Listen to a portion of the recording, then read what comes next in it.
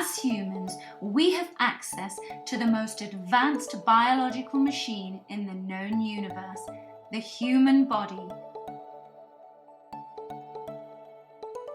This body allows you to do a variety of complex movements which, in the moment, feel really seamless.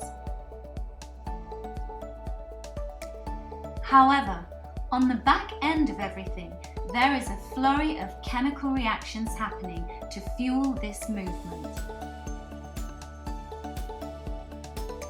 If you understand those reactions and how they function, you would know how to properly set up your nutrition in order to have sufficient energy stores for whatever workout it is that you're doing.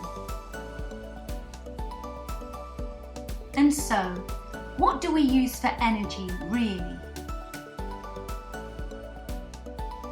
ATP, creatine, glycogen, fat. Adenosine triphosphate, or ATP, is the body's main energy fuel source, and it's also the purest form of biological energy for most living beings. In humans, ATP is utilized for nearly all physiological processes and also during high-intensity exercise. However, in the latter case, ATP storages are used up quite quickly, and so the body needs to somehow regenerate ATP. To do so, the body uses the muscle creatine, which is the secondary energy storage, and thus grants energy for another 10 seconds of intense muscular activity. After the 15 to 20 second mark, the body starts tapping into the muscle glycogen stores and uses them to recover ATP yet again. Note, the breakdown of ATP, creatine and muscle glycogen does not use oxygen in the first 40 seconds of muscular activity.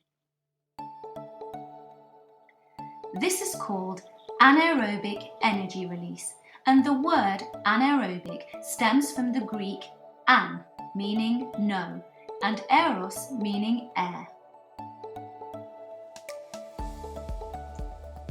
After the 40-second mark, the body starts using oxygen to break down muscle liver glycogen as well as fatty acids to regenerate ATP. Type of training. As you may already know, different activities are fueled differently, but for the most part, the end goal is regenerating ATP via utilization of creatine, glycogen, and fats. Therefore, we can conclude that those three are the main energy sources of the body. High-intensity activities. As we already discussed, high-intensity activities such as weightlifting, body weight training and sprinting utilize creatine and glycogen to fuel the short power burst muscular contractions. Creatine is a naturally synthesized compound in the body, while glycogen is the stored version of carbohydrates stored in the muscles and the liver. Now, while the body doesn't really need carbs to survive, they are your best bet when it comes to improving high-intensity athletic output, because glycogen has a simple structure that is easy to break down and use.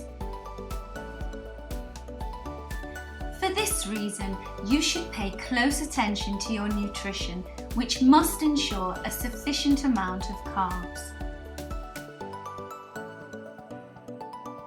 Sources of quality carbs. For the most part, you should avoid processed carbohydrates that contain sugars, for example, candy and waffles, etc. And instead, focus on quality, whole food sources of carbs. Here are some. Sweet potatoes, white rice, brown rice, emperor's rice, beans, oats, whole grain pasta, whole grain bread, fruits, starchy vegetables. These foods will ensure a gradual absorption of energy without spiking and then dropping your blood sugar, so no sugar crash for you. Low intensity activities. On the other hand, low-intensity activities like jogging, running, swimming, skipping and boxing utilize muscle liver glycogen as well as fatty acids. As we mentioned, this is done with the use of oxygen. To ensure sustained endurance during such cardio activities, you must provide sufficient carbohydrates from the sources listed above, as well as quality dietary fats such as avocados, cashews, walnuts, egg yolks, fatty fish, olive oil, and coconuts. Take-home message. Regardless of the activity that you're doing, deriving quality carbohydrates and dietary fats from your diet is essential for performance and recovery. Ultimately, the goal is to have a balance between protein, fats, and carbs coming from quality whole food sources.